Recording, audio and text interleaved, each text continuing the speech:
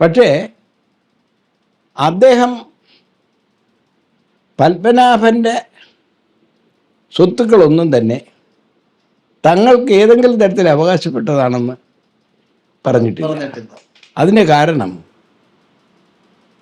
രേവതി നാൾ ബാലഗോപാലവർമ്മ വേഴ്സസ് രാമവർമ്മ എന്ന് പറഞ്ഞൊരു കേസുണ്ട്.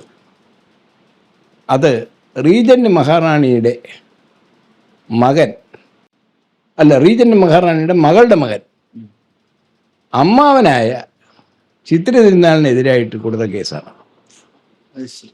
അതിൽ ഒരു ഭാഗത്ത് ചിത്ര തിരുനാൾ തന്നെ അദ്ദേഹത്തിൻ്റെ പത്രികയിൽ പറയുന്നു, ഞാൻ ഈ രാജ്യം എൻ്റെ തറവാടെന്ന് പറയുന്നത് ആറ്റിങ്ങൽ ശ്രീപാദമാണ്. അവിടെ ഒരു ഭാഗം നടന്നു. അതിലൊരു ഭാഗം എൻ്റെ അമ്മയുടെ തായ് വഴിയും മറ്റൊരു ഭാഗം വലിയമ്മയുടെ തായ് വഴിയിലും പോയി, റീജൻ്റ് മഹാറാണിയുടെ തായ് വഴി. അവർ പിന്നീട് റീജൻ്റ് മഹാറാണി ഒരു പാർട്ടിഷൻ 71 നടത്തിയെന്നും അതുകൊണ്ട് ഈ കേസിലെ വാദിക്ക് അവിടെ ഷെയർ കൊടുത്തുവെന്നും അതോടുകൂടി ഇത് തീർന്നു എന്നും പറയുന്നു. പിന്നെ ഭരണാധികാരി എന്നുള്ള നിലയ്ക്ക് ഞാൻ എൻ്റെ കൈവശം വരാവുന്ന സ്വത്തുക്കൾ കുറേ എടുത്തിട്ടുണ്ട്, ബാക്കി ഞാൻ സ്റ്റേറ്റിന് വിട്ടുകൊടുക്കുകയും ചെയ്തു. പക്ഷേ ഈ രാജാവായിട്ട് എടുത്ത സ്വത്തുക്കളിൽ ഒന്നിലും പത്മനാഭസ്വാമി ക്ഷേത്രത്തിൻ്റെ ഒന്നും പറഞ്ഞിട്ടില്ല. അവിടുത്തെ ഒരു ചില്ലിക്കാശ് പോലും മഹാരാജാവിന് താല്പര്യമില്ല. അദ്ദേഹം ഒരു ട്രസ്റ്റിയായിട്ട് പ്രവർത്തിച്ചു. പിന്നെ അങ്ങോട്ട് പല തരത്തിലുള്ള പ്രചരണങ്ങളും ആളുകൾ പറയാനും പിന്നെ ഈ നിധിയുടെ കാര്യങ്ങൾ വന്നപ്പോൾ അവിടെ പത്മനാഭൻ്റെ നേരെ അനന്തശയനത്തിൻ്റെ അടിയിൽ കടലാണെന്ന് വരെ പറഞ്ഞ് പ്രചരിപ്പിച്ചു. സത്യത്തിൽ അത് നേരത്തെ ഞാൻ പറഞ്ഞിട്ടുണ്ട്, ഒരു ഫിഗറേറ്റീവ് യൂസേജാണ്. രത്നങ്ങൾ അതിൻ്റെ അടിയിലുണ്ട്, രത്നങ്ങളുടെ ഒരു കൂമ്പാരമുണ്ട്. അതുകൊണ്ട് കടലിനൊരു പര്യായമുണ്ട് രത്നാകരമെന്ന്. അതാണ് ഈ പിന്നെ അവിടെ നിന്നുകൊണ്ട് ഒരു ചെവിയിൽ വെച്ച് നമ്മൾ കാതിൽ ഇട്ട് ഒറ്റക്കൽ മണ്ഡപത്തിൽ പ്രസ് ചെയ്ത് കഴിഞ്ഞാൽ ഒരു കടൽ എരമ്പുന്ന ശബ്ദം കേൾക്കും എന്ന് പറയും. അതിന് വേറൊരു കാരണം കൂടെയുണ്ട്. ഇവിടെ നിന്നൊരു തുരങ്കം കടൽ വരെ എത്തുന്നതായിട്ട് ഒരു പറച്ചിലുണ്ട്. പക്ഷെ അതിൻ്റെ സത്യാവസ്ഥയെക്കുറിച്ചൊന്നും ആരും കൂടുതൽ ഗവേഷണം ചെയ്തിട്ടില്ല. പക്ഷേ രവി സുബ്രഹ്മണ്യത്തിൻ്റെ in the name of god എന്ന് പറഞ്ഞൊരു ക്രൈം ത്രില്ലറുണ്ട്. ആ ക്രൈം ത്രില്ലറിൽ ഇങ്ങനെ ഒരു വലിയ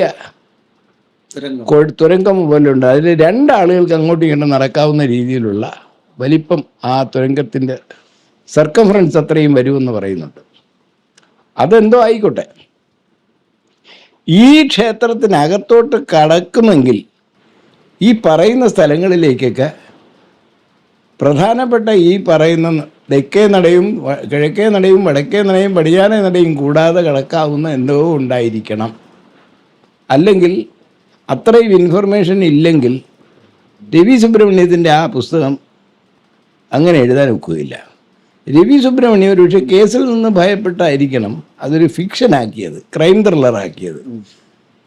ഇനി ഇവിടെ ഈ പ്രശ്നങ്ങൾക്ക് സുന്ദരരാജ സാറ് തിരികൊളുത്തിയത് എന്താണെന്ന് വെച്ചാൽ, അദ്ദേഹം കൂടുതലൊന്നും പറഞ്ഞില്ല, ഇതിനൊരു ഇൻവെൻറ്ററി ഉണ്ടാക്കണം. അത്രേ അദ്ദേഹം കോടതിയോട് ആവശ്യപ്പെടുന്നു. കോടതി പറഞ്ഞു ഇൻവെൻറ്ററി തയ്യാറാക്കേണ്ടതാണ്. മാത്രമല്ല ഇതൊരു പബ്ലിക് ടെമ്പിളാണ്, ഇതിൻ്റെ അസറ്റ്സ് ഡെമോക്രാറ്റിക്കലി ഇലക്റ്റഡ് ഗവൺമെൻറ്റിനുള്ളതാണ്. അപ്പോൾ വേറൊരു വാദം കൊണ്ടുവന്നു, ഇവിടെ ഭരണഘടന അനുസരിച്ച് എല്ലാ മതക്കാർക്കും അവകാശങ്ങളുള്ളതാണെന്നും അതിലേക്കൊന്നും സ്റ്റേറ്റ് കടക്കുകയില്ലെന്നും പറഞ്ഞു. അപ്പോൾ ആ ഡിവിഷൻ ബെഞ്ച് എന്ന് പറഞ്ഞു, അങ്ങനെയാണെങ്കിൽ ഈ ട്രഷറുകൾ ഒന്ന് ഡിസ്പ്ലേ ചെയ്യുകയും ഇത് സുരക്ഷിതമായ രീതിയിൽ ഒരിടത്ത് വെക്കുകയും ചെയ്യാം. ആ സമയത്ത് അനൗപചാരികമായ പല ചർച്ചകളും ഉണ്ടായി. അതിലൊന്ന് SBT യുമായിട്ടാണ്. ഇന്നിപ്പോൾ ഇല്ല, സ്റ്റേറ്റ് ബാങ്ക് ഓഫ് ട്രാവൻകൂറാണ്. അവർ പറഞ്ഞു ഇത് സുരക്ഷിതമാക്കി വെച്ചുകൊണ്ട് തന്നെ ഒരു വലിയ തുക ഇതിൻ്റെ ഉറപ്പിന്മേൽ ലോൺ കൊടുക്കാൻ പറ്റും. ആ ലോൺ വലിയ വികസനങ്ങൾക്ക് ഉപയോഗപ്പെടുകയും ചെയ്യും.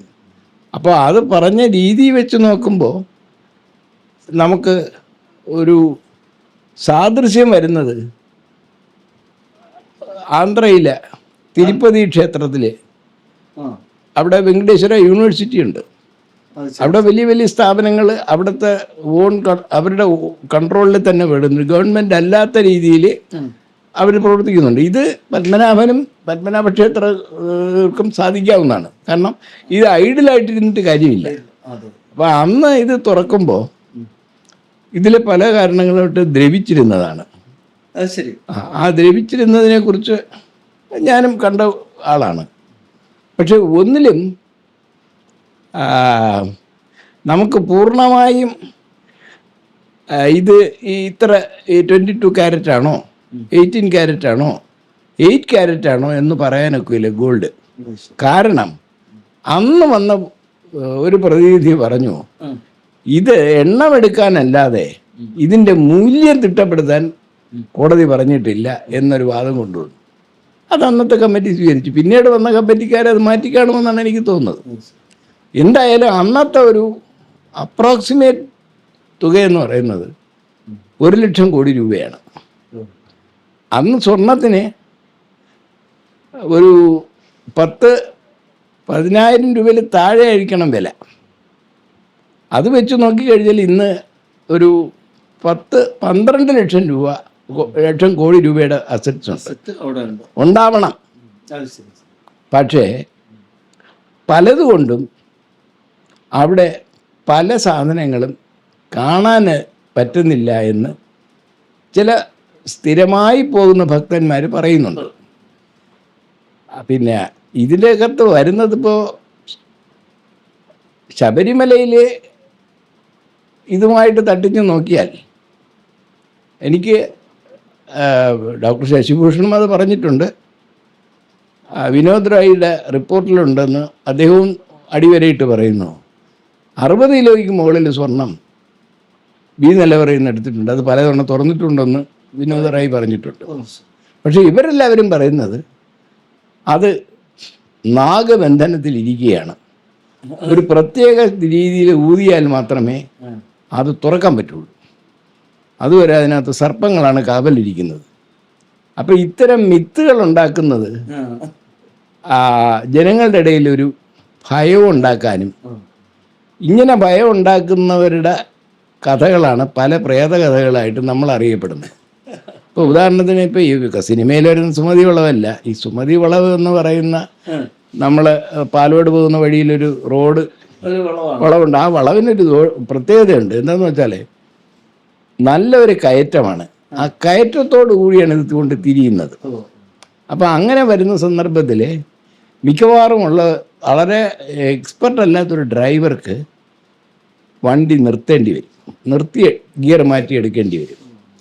ഈ സമയം നോക്കി ഒരു വെളുത്ത സാരിയൊക്കെ കൊടുത്ത് ആളുകൾ, അപ്പോൾ ഒരു തവണ വെളുത്ത സാരി കൊടുത്തുള്ള ഓടിയപ്പം അവളിട്ടിരുന്ന ചെരുപ്പ് കണ്ടെടുത്തി അത് അടുത്ത കാലത്ത് വാങ്ങിച്ചൊരു ചെരുപ്പ് ഇട്ടാണ് അവൾ ഓടിയത്.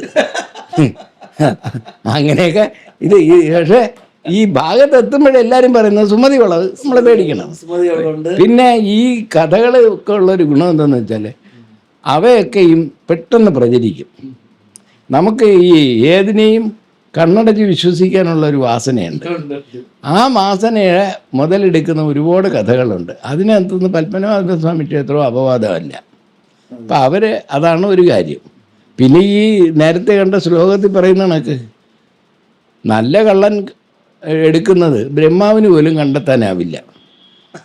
അതേസമയത്ത് ഇപ്പം ശബരിമലയിലുള്ളവരും പിന്നെ അയോധ്യയിലുള്ളവരും അതുപോലെയുള്ള സ്ഥലങ്ങളിലെല്ലാം ഉള്ളവർക്കും നമുക്ക് പറയാനൊക്കുന്ന ഒരു കാര്യമേ ഉള്ളൂ, അവരിനിയും ഉയരേണ്ടിയിരിക്കുന്നു മോഷണ മേഖലയിൽ.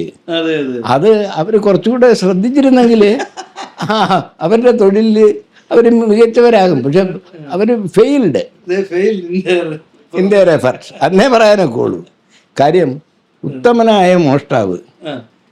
മോഷ്ടാക്കളിൽ നിന്ന് നമ്മൾ ഇന്ന് വരെയും പിടിച്ചിട്ടുള്ളത് പരാജിതനായ കള്ളനെയാണ് പരാജിതനായ കള്ളനെ പിടിക്കപ്പെട്ടിട്ടുള്ളൂ. അല്ലാത്തവനെ പിടിക്കാനൊക്കില്ല.